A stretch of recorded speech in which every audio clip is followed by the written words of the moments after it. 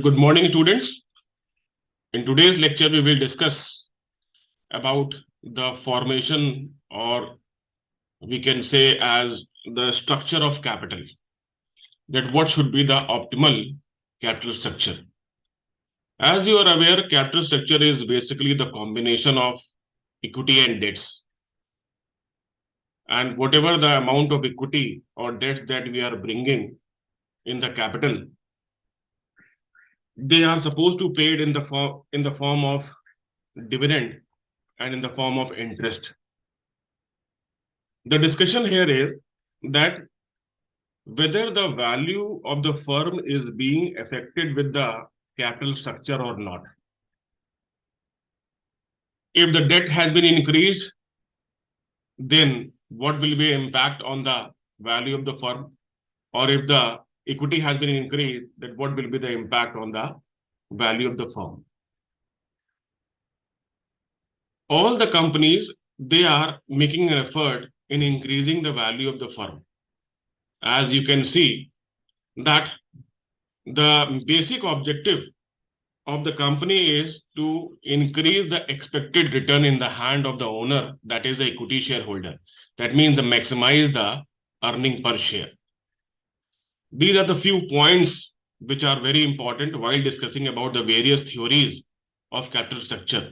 The discussion will be that what should be the optimal capital structure so that the return in the hands of equity shareholder can be enhanced. Like the first point, the value of the firm depend upon the earning of the firm. Earning, which means we can say as EBIT. And the earning of the firm is going to depend upon the investment decision which the firm has taken. The value of firm will be calculated with the help of value of debts and value of equity. That means that whatever the value of the firm that we have, that depend upon two factors. That what is the earning the firm is having and what is the cost of capital. That means cost of equity and cost of debts. The operating profit that we can say as the EBIT itself, the operating profit will be divided among the various sources who have brought the capital in the firm. Like the debt holders, they are entitled to receive the interest. The government is going to have the share in the form of taxes. And after meeting these two liabilities, the residual amount will be paid in the form of dividend to the shareholders. The financing mix, that means the combination of equity and debts, or we can say as the financial leverage, or we can say as capital structure, does not affect the total earning of the firm. Total earning means EBIT. But earning available to the shareholder may be influenced by the capital mix. WACC, that is weighted average cost of capital, that is the overall cost of capital. WACC will depend upon the cost of the individuals, that is cost of debts and cost of equity, and the proportion of the various sources that we have brought. That means how much of debts and how much of equity that we have brought in the company itself.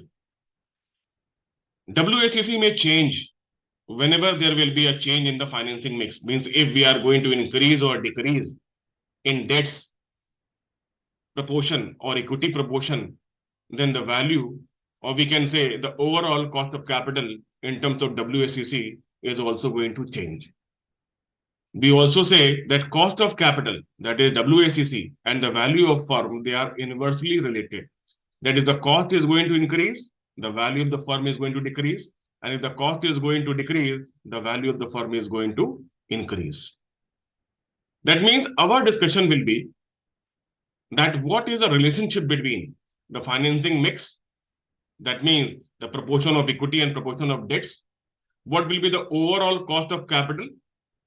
Cost of capital means the premium, the promise that we have made to the equity and the promise that we have made to the debts in the form of interest and dividend and the value of the firm.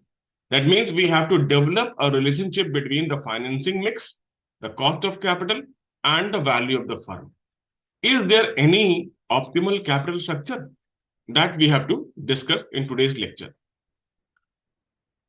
Now, when the degree of the debt financing is increased, degree of debt financing means कि debt का proportion अगर हमने capital structure में increase किया, then the risk to the equity share holder is also going to increase. क्योंकि debt अगर बढ़ेगा, that means the fixed liability of making the payment of interest is also going to increase itself, which will affect the market price of the equity or the value of the firm itself. Here, there are two approaches which we are going to deal for constructing the optimal capital structure. One is known as NI approach, that is net income approach, and the second is net operating income, NOI approach. NI approach says that capital structure affects the value of the firm. That means that whatever the capital structure that we are trying to construct, that is going to affect the value of the firm. And NOI says that the capital structure does not affect the value of the firm. These two approaches that we are going to take up in today's lecture, and one by one we will take up. First of all, we take up NI approach, that is net income approach. This approach helps us in understanding the relationship between leverage. Leverage means the financial mix, we can say, the cost of capital and the value of the firm. What the theory says, that there is a relationship between capital structure and the value of the firm. Therefore, the firm can be affected by its value by increasing or decreasing the debt proportion. कि अगर date हम capital structure में बढ़ाते हैं, that means अगर एक capital company की 5 लाख की है और डेट हमारा 1 लाख का है, तो 4 लाख का इक्विटी हुआ. लेकिन यहां पर अगर हम डेट को इंक्रीज करेंगे 1 लाख से 2 लाख या 1 लाख से 50,000 डिक्रीज करेंगे, then in the overall financing mix, then that is going to affect the value of the firm also. NI approach को समझने के पहले आपको थोड़ा सा बहुत assumptions भी देखने पड़ेंगे. Like number 1, total capital requirement of the firm is given and constant. कि फर्म की जो टोटल कैपिटल है, रिक्वायरमेंट है, वो दी हुई है और वो कांस्टेंट है. दूसरी चीज ये बड़ी इंपॉर्टेंट है कि KD, that is cost of debts, is always less than cost of equity. कि डेट का प्रपोर्शन, और वी कैन से प्रपोर्शन को हमको बढ़ाना है, घटाना है, लेकिन जो डेट को हम लोग इंटरेस्ट देते हैं, that interest is always less than the dividend that we are paying to the equity share holder. That means the cost of debt is less than cost of equity. Now you see, both cost term debts remain constant. An increase in financial leverage, use more and more debt financing capital structure does not affect the risk perception of the investor. Under NI approach, the changes in the financing mix will lead to changing in WACC, resulting change in the value of the firm. कि अगर हम financing mix, date का proportion increase और decrease करते हैं, तो WACC हमारा change होगा, और WACC चेंज होने की वजह से वैल्यू ऑफ द फर्म भी हमारा चेंज होगा. अब ये इंपॉर्टेंट लाइन है, इसमें है, ध्यान दीजिएगा. Cost of debts is less than cost of equity. ना, अगर cost of debts is less than cost of equity, increasing the use of cheaper debts क्योंकि यहां ले चुके हैं कि कॉस्ट ऑफ डेट्स हमारा लेस देन है कॉस्ट ऑफ इक्विटी. अगर कॉस्ट ऑफ डेट्स को हम इंक्रीज, और not the cost of debts, कि डेट्स की मात्रा को अगर हम इंक्रीज करते हैं, कि डेट्स हमारा 2 लाख का है, 2 लाख से हम 3 लाख करते हैं, तो ऑटोमेटिकली ओवरऑल कैपिटल में इक्विटी का प्रपोर्शन कम हो जाएगा. That mean in the overall capital and will result in increasing the return to the share holder. That means अगर increasing use of cheaper debts हमारा कम है और उसका प्रपोर्शन अगर हम बढ़ाते हैं in the overall cost capital structure, then that will result in increasing the return to the equity share holder. क्योंकि डेट का प्रपोर्शन बढ़ जाएगा तो इक्विटी का प्रपोर्शन कम हो जाएगा, number of equity share holders हमारे कम हो जाएंगे, और number of equity share holder हमारे कम होंगे तो अर्निंग पर शेयर हमारा बढ़ जाएगा। This is the concept that we are taking here. The increase return to the share holder will increase the value of the equity and value of the firm also increases। कि जैसे ही हमारा earning per share बढ़ता है तो value of the equity हमारी बढ़ती है और ऑटोमेटिकली हमारा value of the firm increase होगा। और WACC decreases the value of the firm increases. क्योंकि यहां पर देखा जाए कि जब चीपर डेट्स को हमने बढ़ा दिया तो इक्विटी शेयर होल्डर्स का प्रपोर्शन हमारा कम हो गया, तो ओवरऑल WACC हमारा कम हो जाएगा क्योंकि हमने कॉस्ट ऑफ इक्विटी को कम कर दिया and the value of the firm is going to increase. इसका रिवर्स देखिए, if the financial leverage is reduced by decreasing the debt financing, अगर हमने डेट्स को कम कर दिया तो WACC will increase because decrease in debt proportion will lead to increase in equity proportion in the overall financing means. अगर debts को हमने 2 लाख से 1 लाख कर दिया तो इक्विटी हमारा 5 लाख की कैपिटल में 4 लाख हो गया और इक्विटी हमारा महंगा है एज कंपेयर टू डेट से, तो ऑटोमेटिकली हमारा ओवरऑल कॉस्ट ऑफ कैपिटल हमारी बढ़ जाएगी और ओवरऑल कॉस्ट ऑफ कैपिटल बढ़ने से the value of the firm is going to decrease. इन 2 पॉइंट को आपको ध्यान से देखना है जो हमने इसको हाईलाइट कर रखा है। इन दोनों पॉइंट का मतलब यह है कि अगर डेट का प्रपोर्शन कैपिटल में हम बढ़ाएंगे तो चीपर डेट्स हमारा बढ़ गया, चीपर डेट्स बढ़ने की वजह से इक्विटी शेयर होल्डर्स के नंबर ऑफ शेयर्स हमारे कम हो गए, नंबर ऑफ शेयर्स हमारे कम हो गए जिसकी वजह से इक्विटी शेयर होल्डर्स की अर्निंग हमारी बढ़ जाएगी। लेकिन जैसे ही डेट का प्रपोर्शन हमने कम किया तो चीपर डेट्स कम हो गए लेकिन कॉस्टलियर इक्विटी हमारी बढ़ गई जिससे वैल्यू ऑफ द फर्म हमारी घटेगी क्योंकि WACC हमारा बढ़ जाएगा। इस कॉन्सेप्ट को हम लोग एक एग्जाम्पल से करते हैं तो ज्यादा समझ में आएगा आपको। देखिए, मान लीजिए कि एक्सपेक्टेड EBIT एक फर्म की 2 लाख रुपए है and it has issued equity share capital with cost of equity at 10% and cost of debts of 6% of rupees 5 lakhs. Find the value of the firm and the overall cost of capital, that is WACC. अब देखिए, issued यहां पर EBIT हमारा 2 लाख है, 2 लाख किया। Interest overall firm का date हमारे पास है, ओवरऑल फर्म हमारे पास 5 लाख की है। अब the debt overall firm we can say in this form the equity EBIT is 2 lakh and has issued equity share capital with cost of equity as 10% and 6% at debts of rupees 5 lakh।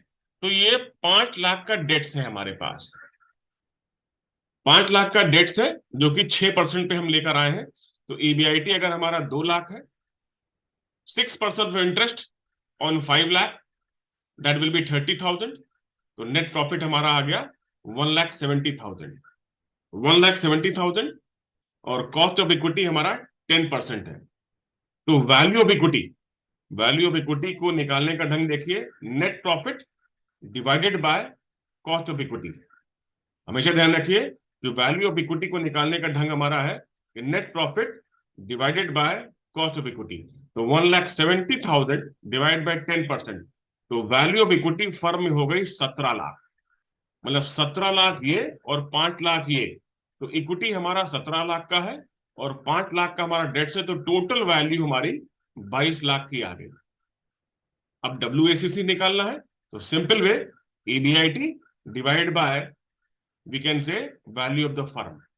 तो EBIT हमारा 2 लाख का है, value of the firm हमारी 22 लाख की है। Value of the firm means mix of equity the value of debt and value of equity. तो WACC हमारा 9% हो गया। मींस यहां पर 5 लाख का डेट्स है और 17 लाख का इक्विटी है, वैल्यू ऑफ द फर्म हमारी 22 लाख की है और 9% का ओवरऑल कॉस्ट ऑफ कैपिटल हो गई। WACC ये दूसरे मेथड से भी आप निकाल सकते हैं एक फॉर्मूला यूज करते हुए। That is debts upon debts plus equity, equity upon equity plus debts, multiply कर दिए कॉस्ट ऑफ डेट से, कॉस्ट ऑफ इक्विटी से, और 9% वही सेम है। चाहे आप EBIT upon value of the firm कर लें और चाहे इस इक्वेशन से कर लें, आपको सेम डब्ल्यूएसीसी मिलेगी। अब देखिए इसमें क्या करते हैं हम लोग। अब डेट्स जो 6% का था वो 5 लाख से 7 लाख हो गया। डेट्स का प्रपोर्शन हमने बढ़ा दिया, डेट का प्रपोर्शन हमारा बढ़ गया। पहले 5 लाख था, अब 7 लाख हो गया। अब देखिए क्या होता है, ईबीआईटी 2 लाख रहा, अब 7 लाख पे 6% कैलकुलेट करेंगे तो 42,000 आएगा। तो नेट प्रॉफिट हमारा 1,58,000 हो गया। कॉस्ट ऑफ इक्विटी दिया हुआ था 10%, वैल्यू ऑफ इक्विटी निकाल लीजिए, 1,70,000 divided by, we can say as not 1,70,000, this should be 1,58,000, क्योंकि हमारा नेट प्रॉफिट जो है 1,58,000 डिवाइड बाय 10%, तो ये आएगा 15,80,000 इक्विटी, जबकि वहां इक्विटी कितना था, 17 लाख। देखिए इक्विटी यहां पर 17 लाख था और यहां पर इक्विटी हमारा 15,80,000 हो गया, क्योंकि यहां पर डेट को हमने 5 लाख से 7 लाख कर दिया। तो वैल्यू ऑफ डेट्स हमारा 7 लाख है। तो देखिए वैल्यू ऑफ द फर्म हमारी बढ़ गई कि जैसे ही हमने डेट्स को इंक्रीज किया 5 लाख से 7 लाख, तो इक्विटी ऑटोमेटिकली हमारा कम हो जाएगा। लेकिन इक्विटी कम होते ही हमारा value of the firm 22 lakh से 22,80,000 हो गया। और overall capital, overall cost of capital वो पहले 9% थी, अब वो गिर के 8.7% हो गई। मतलब ये प्रूव हुआ यहां पर कि जैसे ही कैपिटल स्ट्रक्चर में हमने डेट के प्रपोर्शन को बढ़ाया, और डेट्स हमारा चीपर था 6% का और इक्विटी हमारा 10% का था, जैसे ही डेट्स को हमने 5 लाख से 7 लाख किया, वैसे ही हमारी वैल्यू ऑफ द फर्म बढ़ गई, 22,80,000 हो गया 22 लाख से, और ओवरऑल कॉस्ट ऑफ कैपिटल हमारा घट गया। That mean WACC decreases and value of the firm increases. अब इसका रिवर्स देखते हैं, वही चीज लिखी यहां पर कि 9% से ये 8.7% पे आ गया। अब डेट्स को हम 5 लाख की जगह 2 लाख कर दिया, पहले 5 लाख था उसको 7 लाख किया, अब डेट्स को हमने 5 लाख 7 लाख से 2 लाख कर दिया, इंस्टेड ऑफ 5 लाख से 2 लाख। अब देखिए क्या होता है इसमें, ईबीआईटी वही 2 लाख है, इंटरेस्ट 2 लाख का 6% 12,000, नेट प्रॉफिट आ गया हमारा 1,88,000, 1,88,000। तो ऑटोमेटिकली हमारी वैल्यू ऑफ इक्विटी 18,80,000 हो गई। डेट्स कम हुआ, इक्विटी बढ़ गई, इक्विटी बढ़ गई, और वैल्यू ऑफ डेट्स 2 ही लाख का हुआ है इसमें, तो वैल्यू ऑफ द फर्म हमारी घट गई, वैल्यू ऑफ द फर्म हमारी घट गई, और ओवरऑल कॉस्ट ऑफ कैपिटल भी हमारी बढ़ गई।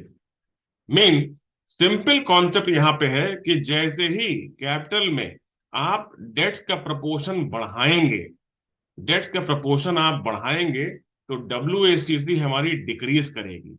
डेट का प्रपोर्शन हमने 5 लाख से 7 लाख किया, तो डब्ल्यूएसीसी हमारा 9% से 8.7% हो गया, और वैल्यू ऑफ द फर्म हमारी 22 लाख से 22,80,000 हो गई। लेकिन जैसे ही डेट के प्रपोर्शन को हमने डिक्रीज किया, डिक्रीज करने से हमारी कॉस्ट ऑफ इक्विटी वाला प्रपोर्शन बढ़ जाएगा, कॉस्ट ऑफ इक्विटी प्रपोर्शन बढ़ने से हमारा डब्ल्यूएसीसी 9% की जगह 9.6% पड़ गया, और डब्ल्यूएसीसी बढ़ने से हमारी वैल्यू ऑफ द फर्म जो है वो घट गई, 22 लाख से 20,80,000 पे आ गई। दैट मीन्स ये थ्योरी का कॉन्सेप्ट जो है वो अपने आप में प्रूव करता है कि जैसे ही चीपर डेट्स को हम बढ़ाएंगे, then we can say in the overall cost structure will result in increasing the return to the shareholder, right? और रिवर्स, जैसे ही हमने फाइनेंशियल लीवरेज में डेट फाइनेंसिंग को कम किया, कम करने से डब्ल्यूएसीसी हमारा बढ़ेगा, और डब्ल्यूएसीसी हमारा बढ़ेगा तो automatically value of the firm हमारी डिक्रीज करेगी। इस चीज को और बेहतर समझने के लिए एक और एग्जाम्पल हम लेते हैं। मान लीजिए ये है 4 फर्म्स हैं, A, B, C and D, belong to the same risk class. K and kd दिया है 20% और 12%। कॉन्सेप्ट यही लिया गया ना, केडी इज लेस देन केई, तो ये 12% है और ये 20% है। ईवीआईटी यहां पर 6 लाख का है।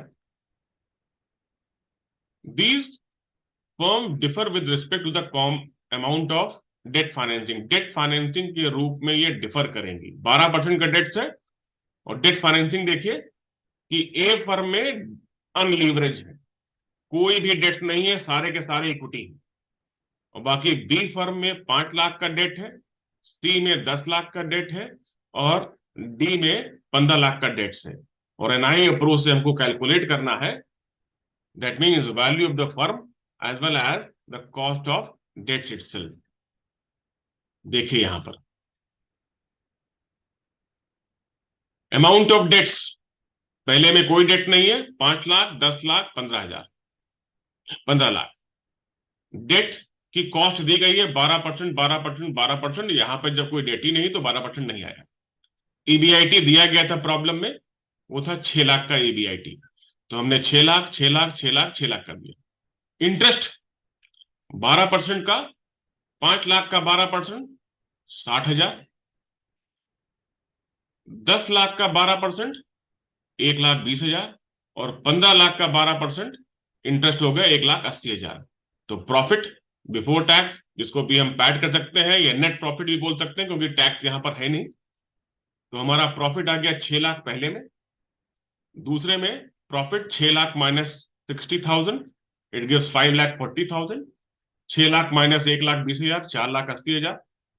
और 6 लाख माइनस 1,80,000, तो ये आ जाएगा आपका 4,20,000। और कॉस्ट ऑफ इक्विटी दिया गया है 20%, 20%, 20%। ना, द वैल्यू ऑफ इक्विटी देखिए। वैल्यू ऑफ इक्विटी आप लोग जानते हैं, अभी पहले बताया है कि net profit divide by cost of equity. तो नेट प्रॉफिट हमारा आया 6 लाख डिवाइड बाय 20%, तो वैल्यू ऑफ द इक्विटी आ गई 30 लाख। और यहां पर जब हमने डेट्स को इंक्रीज किया तो ऑटोमेटिकली इक्विटी कम होने थे, 30 लाख से 27 लाख। डेट्स को और बढ़ा दिया हमने तो इक्विटी और कम हो गया 24 लाख। डेट्स को और बढ़ा दिया तो इक्विटी हमारा 21 लाख हो गया। डेट हम बढ़ाते गए और हमारा इक्विटी भी घटता चला गया, क्योंकि हमारा ओवरऑल कॉस्ट, ओवरऑल कैपिटल तो उतनी ही रहेगी। तो वैल्यू ऑफ डेट्स ये दिया गया था 5 लाख, 10 लाख ये। तो value of the firm, value of the firm कैसे कहते हैं? Value of equity and value of debt, इन दोनों को जोड़ने पर। तो 30 लाख का 30 लाख आ गया, क्योंकि यहां पर डेट्स है नहीं।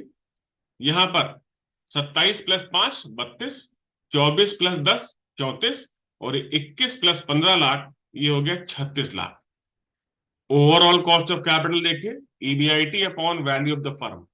ईबीआईटी भी आपको दिया गया है 6 लाख का, और वैल्यू ऑफ द फर्म अभी आपने कैलकुलेट की है, जो कि इंक्रीज कर रही थी। इंक्रीज इसलिए कर रही थी क्योंकि हमारे डेट्स बढ़ रहे थे और इक्विटी हमारा कम हो रहे थे। तो चीपर डेट्स हमारे बढ़ रहे थे, और जो कॉस्टलियर सोर्स था इक्विटी वो हमारा घट रहा था।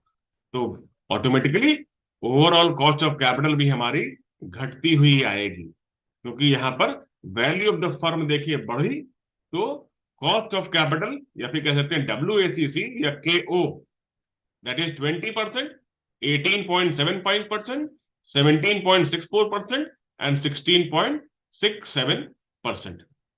मतलब ये थ्योरी अपने आप में प्रूफ करती है कि अगर डेट का प्रपोर्शन हम बढ़ाएंगे तो ऑटोमेटिकली इक्विटी का प्रपोर्शन हमारा कम हो जाएगा, जिसकी वजह से हमारा ओवरऑल कॉस्ट ऑफ कैपिटल वो हमारी, अगर हमने डेट के प्रपोर्शन को बढ़ाया तो ओवरऑल कॉस्ट ऑफ कैपिटल हमारी घट जाएगी। ओवरऑल कॉस्ट ऑफ कैपिटल हमारी घटेगी तो automatically the value of the firm is going to increase. Next approach जो है वो एनआई अप्रोच है, या ये net operating income, NOI approach. ये अप्रोच कहता है कि overall cost of capital is not going to affect the value of the firm. कि फाइनेंसिंग मिक्स आप कुछ भी कर लीजिए, जो capital structure is irrelevant and does not affect the value of the firm. यहां पे भी कुछ एजम्पशंस लिए गए हैं कि investor sees the firm has a whole and thus capitalize the total earning of the firm to find the value of the firm. Overall cost of capital इसको हमने कांस्टेंट लिया है और डिपेंड करेगा बिजनेस रिस्क के, which is assume to be unchanged, जो हमारा business से मतलब ईबीआईटी वाला. Cost of debts is also constant. Now ये इंपॉर्टेंट है यहां पर. The use of more and more debts in the capital structure. जैसे ही डेट्स को हम बढ़ाते हैं कैपिटल स्ट्रक्चर में, डेट्स को बढ़ने की वजह से इक्विटी शेयर होल्डर का रिस्क बढ़ जाता है, क्योंकि डेट को बढ़ने से हमारा इंटरेस्ट अमाउंट हमारा बढ़ जाता है. इंटरेस्ट अमाउंट हमारा बढ़ जाता है कि आगे अगर भविष्य में कंपनी की ईबीआईटी गिर गई तो इंटरेस्ट तो वैसे ही स्टैंड करेगा. That mean company will be in problem. तो जिस कंपनी का डेट्स बढ़ता है, यहां पर यह लिया गया है, तो शेयर होल्डर का रिस्क भी बढ़ जाता है. एंड दस result in the increase in the cost of equity. और इक्विटी शेयर होल्डर, क्योंकि ये रिस्की फर्म हो गई, अपनी कॉस्ट ऑफ इक्विटी को भी बढ़ा सकते हैं और बढ़ाते हैं. The increase in cost of equity is such as to completely offset the benefit of the employing cheaper debts. देखिए यहां क्या कहा गया कि डेट को बढ़ाने से कंपनी का रिस्क बढ़ गया. डेट को बढ़ाने से फाइनेंशियल रिस्क बढ़ गया, जिसकी वजह से कॉस्ट ऑफ इक्विटी हमारी बढ़ गई. लेकिन डेट बढ़ने से चीपर डेट्स बढ़ा हमारा, कॉस्ट ऑफ इक्विटी बढ़ गई हमारी. लेकिन कॉस्ट ऑफ इक्विटी जो बढ़ेगी वो ऑफसेट, ऑफसेट मतलब यहां पे हो गया वो अपने आप में अपने आप को एडजस्ट कर लेगी इन एम्प्लॉइंग द बेटर, और we can say in employing the cheaper debts. कि जितनी भी कॉस्ट ऑफ इक्विटी बढ़ी वो अपने आप को एडजस्ट कर लेगा, क्योंकि हमारा कॉस्ट ऑफ डेट्स हमारा घट गया. तो चीपर डेट्स को आपने बढ़ाया, तो चीपर डेट्स को बढ़ाने से जो बेनिफिट हुआ, वो बेनिफिट जो है कॉस्ट ऑफ इक्विटी जो हमारी बढ़ गई उससे हमारा फर्क नहीं पड़ा. That means overall cost of capital remain the same. तो यही कॉन्सेप्ट लिया गया है यहां पर कि that overall cost of capital is not going to have the impact on the value of the firm. कि capital structure is irrelevant and does not affect the value of the firm.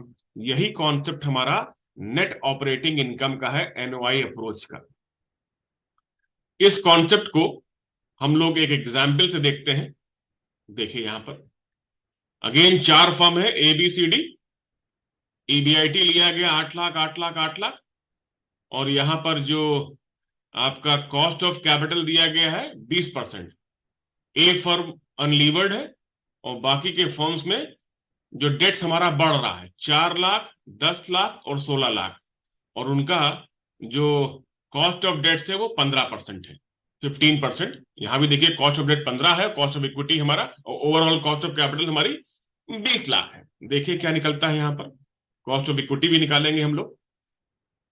तो interest देखिए 4 लाख का 15% 60,000, 10 लाख का 15% 1.5 लाख, और 16 लाख का 15% आपका हुआ 2,40,000.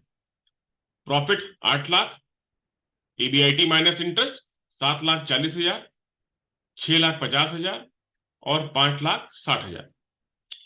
Overall cost of capital तो हमारी सेम थी, कॉन्सेप्ट यही लिया गया था, तो 20% 20% 20%. वैल्यू ऑफ द फर्म कैसे निकालते हैं? Net profit divide by overall cost of capital. तो 8 lakh divide by 20% 4 lakh, 7,40,000 divide by 20%, ये भी आपका 4 लाख आया. 6,65,000 6,50,000 divide by 20%, that is also value of the firm remains as same, it comes to as 40 lakhs only. और value of dates हमको मालूम थी 4 लाख 10 लाख 16 लाख, तो वैल्यू ऑफ इक्विटी ऑटोमेटिकली आपकी 40 लाख, इससे इसको माइनस किया 36 30 और 24, ये आपकी वैल्यू ऑफ इक्विटी आ गया, वैल्यू ऑफ डेट्स आ गया. इन दोनों को जोड़ेंगे तो आपका वैल्यू ऑफ द फर्म ही आएगा. तो कॉस्ट ऑफ इक्विटी कैसे निकालेंगे? Net profit divide by value of equity. तो यहां पर यह है आपका 20%, 20.55, 21.66, 23 पॉइंट, मतलब देखिए इक्विटी हमारा बढ़ गया, ओवरऑल कॉस्ट ऑफ कैपिटल पे कोई फर्क नहीं पड़ा और वैल्यू ऑफ द फर्म पे भी हमारा कोई फर्क नहीं पड़ा। तो ये मतलब यहां पर डेट्स को हमने बढ़ाया, डेट्स हमारे बढ़े, लेकिन डेट्स हमारे चीपर डेट्स थे वो बढ़ गए, तो कॉस्ट ऑफ इक्विटी हमारी भी बढ़ गई, लेकिन कॉस्ट ऑफ इक्विटी जो बढ़ी वो ऑटोमेटिकली एडजस्ट कर गई in the benefit of the cheaper debts. तो ओवरऑल कॉस्ट ऑफ कैपिटल हमारा घटता चला, द कॉस्ट ऑफ इक्विटी हमारा घटता चला गया, right? We can say sorry, cost of equity हमारा बढ़ता चला गया क्योंकि डेट्स हमारे इंक्रीज किए, डेट्स के इंक्रीज करने की वजह से कंपनी रिस्की हो गई, रिस्की होने की वजह से कॉस्ट ऑफ इक्विटी हमारी बढ़ गई, लेकिन ओवरऑल कॉस्ट ऑफ कैपिटल देखिए हमारी सेम रही, जिसकी वजह से वैल्यू ऑफ द फर्म पे, ये वैल्यू ऑफ द फर्म पे कोई भी इंपैक्ट नहीं पड़ा, राइट? अनदर एग्जांपल देखिए, यहां पे भी सेम कॉन्सेप्ट है कि 30% डेट का प्रपोर्शन है, 40% डेट का प्रपोर्शन है और 50% डेट का प्रपोर्शन है। टोटल फंड हमारे पास 10 लाख का है, 6% is the cost of debts and overall cost of capital is given as 10%। तो ईबीआईटी दिया गया है 2 लाख, तो ईबीआईटी हमने 2 लाख 2 लाख तीनों जगह कर दिया। ओवरऑल कॉस्ट ऑफ कैपिटल हमारी 10%, 10%, 10% रही, तो value of the firm that is, आराम से निकाल सकते हैं, that is EBIT divided by cost of capital, that comes to a same 20 lakh, 20 lakh and 20 lakh. Value of debts, debts का था 6%, 6%, एक ये 6% डेट्स था, लेकिन यहां पर 30% डेट्स हम लेकर आ रहे थे 10 लाख में, तो 3 लाख डेट्स यहां हुआ, 17 लाख इक्विटी हो जाएगा। 4 लाख डेट हुआ यहां पर 40%, तो 16 लाख इक्विटी हो गया। 5 लाख डेट्स हो गया अब 50%, तो 15 लाख आपका इक्विटी हो गया। So the net profit, as you are aware that EBIT is rupees 2 lakh, 2 lakh and 2 lakh minus interest, interest 6% of the debts that we have, 6% debts of, we can say as 3 lakh, that is coming to approximately 18,000. So 1 lakh, 2 lakh minus 18,000, 1 lakh 82,000. Now here we have debts as 4 lakh, 6% of 4 lakh, 4 lakh का 6%, जो करीब आएगा आपका 24,000, तो 2 lakh minus 24,000, that gives 1,76,000. And here in this we have debts as 5 lakh, तो 5 lakh का 6% हुआ 30,000, तो 2 lakh minus 30,000, that gives you 1,70,000. ये आपका नेट प्रॉफिट आ गया। तो कॉस्ट ऑफ इक्विटी अब निकल आएगा आपका कि cost of equity that is net profit divided by the equity, the value of equity that we have. Net profit is 1,82,000. It is coming as 10.7%, 11% and 11.33%. मतलब concept यहां पर एनओआई अप्रोच का ये था कि overall cost of capital will not be affected if we are going to increase the proportion of cost of debts because cheaper debt have been increased, but the cost of equity, cheaper debts हमारे बढ़ रहे हैं लेकिन cost of dates हमारे कम हो गए, जिसकी वजह से कॉस्ट ऑफ इक्विटी हमारी बढ़ने लगी। तो कॉस्ट ऑफ इक्विटी जो बढ़ी, that has been adjusted with the increase amount of cheaper debts, जिसकी वजह से ओवरऑल कॉस्ट ऑफ कैपिटल हमारा सेम रहता है। तो ओवरऑल कॉस्ट ऑफ कैपिटल पे कोई भी इंपैक्ट नहीं पड़ा, जिससे कि हमारा वैल्यू ऑफ द फर्म पे भी कोई इंपैक्ट नहीं पड़ा। तो नटशल में एनओआई अप्रोच कहता था कि अगर हम लोग डेट का प्रपोर्शन इंक्रीज और डिक्रीज करेंगे तो automatically value of the firm पे इंपैक्ट आएगा।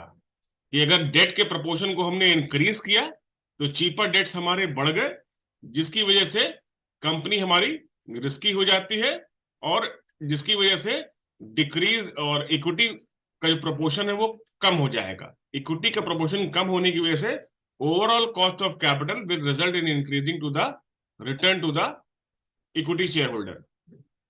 कि अगर डेट्स को हम बढ़ाते हैं तो डेट्स हमारा बढ़ तो गया, लेकिन उससे हमारा इक्विटी का प्रपोर्शन कम हो गया। इक्विटी से प्रपोर्शन कम होने की वजह से number of equity share holders हमारे पास कम हो गए, जिससे कि उनका अर्निंग पर शेयर बढ़ जाएगा। दैट मीन्स डेट्स, अगर हमने डेट्स को बढ़ाया तो वैल्यू ऑफ द फर्म हमारी बढ़ जाएगी।